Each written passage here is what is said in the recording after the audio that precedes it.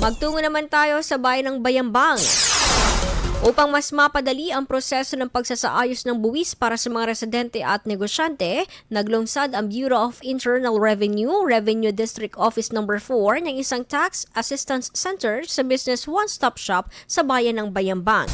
Ang nasabing assistance center ay binuksan upang magbigay ng direktang tulong sa mga taxpayers sa kanilang mga kinakailangan dokumento para sa tax year 2025 upang gawing mas mabilis, maayos at mas madaling ma-access ang mga serbisyo ng BIR para sa mga residente ng Bayambang at mga kalapit na lugar.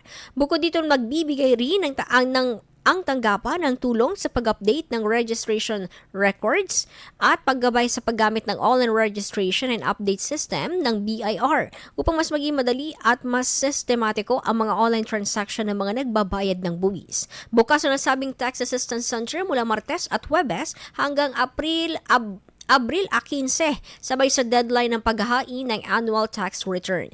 Inaasahan din sa pamamagitan nito ay mas maraming taxpayer ang makakapagbayad ng buwis sa tamang petsa ng walang abala habang inilalapit din ang serbisyo ng ahensya sa komunidad.